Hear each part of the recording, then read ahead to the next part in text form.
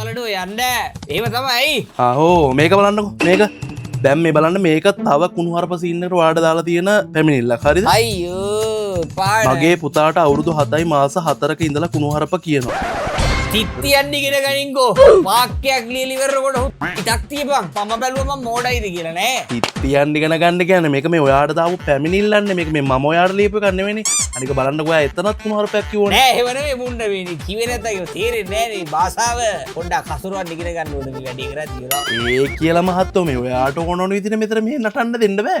එහෙනම් අපි ඉඳලා වැඩක් නෑ. මොකද්ද කියන්නේ? මාරය මට දැන් බලපැල ඉන්නේ. හරි කලබල වෙන්න බා. මේකයි කාරණාව. හරිද? ඔබතුමාගේ සමාජ මාධ්‍යවල කුණුහරුප කියනවා. ඒ හින්දා ළමයි නරක වෙනවා කියලා අපිට පැමිණිලි වගේක් ගොනු කරලා තියෙනවා. අයියෝ කියලා හරියන්නේ නැහැ මහත්තයා. මේක අපිට පැහැදිලි කිරීමක් ඕන. කිසිම දෙයක් පැහැදිලි කරන්නේ නැහැ මං ඇයියේ? පිස්සුමක්. කොලේ යන්න වෙදෙනින්. යන්නවා කහන. මේ මහත්තයාගේ එන්තිය මගේ පිටින් යවලා හරියන්නේ නැහැ නේ. මේකට නඩුවක් දාන්න කලින් අපි මේක සාධාරණව කතා බහ කරලා විසඳගමුද? ප්ලීස්. හරි මට මේකට උත්තර දියන්කෝ. සෝරි දෙන්නකෝ. මට මේකට උත්තර දෙන්නකෝ.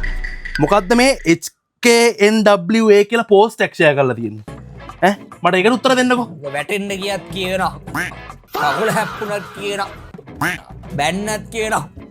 තුවාලත් කියනවා. අයියෝ. ආදල්ලෙකට කියනවා. බය උනත් කියනවා. ඕනේ උත්තරනවා කියනවා. කොල්ලන්ගේ හදවතේ වචනයක් වුණා. මොකක්ද?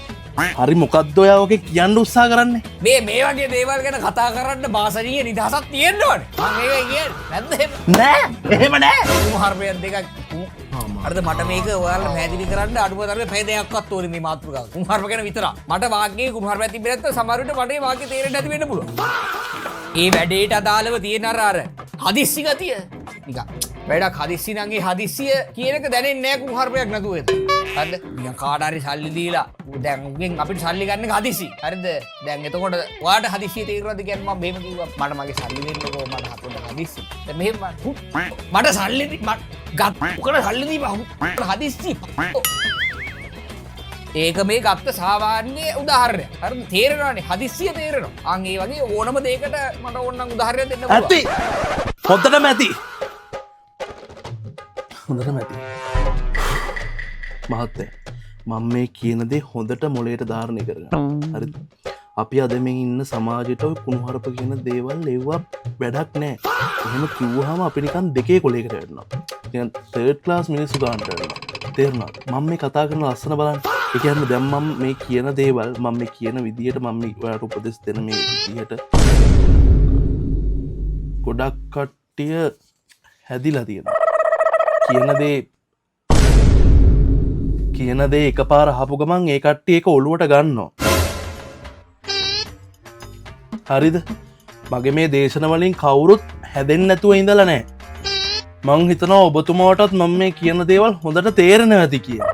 මං ඒ හින්දා මේ ඔබතුමාට අන්තිම වතාවට කියන්නේ මම මේ අවවාදෙ දෙන්නේ මේ සාන්ත මෙන්න මේක හරියන්නේ මේ නිලා රස් කළා ගිස තාපිය මේක ඔක්ක තේරෙන්නේ නැහැ. නිලා මෙන්න මේක රස් කළා දාපා. මෙන්න මේ වචන හාල් කරන්න.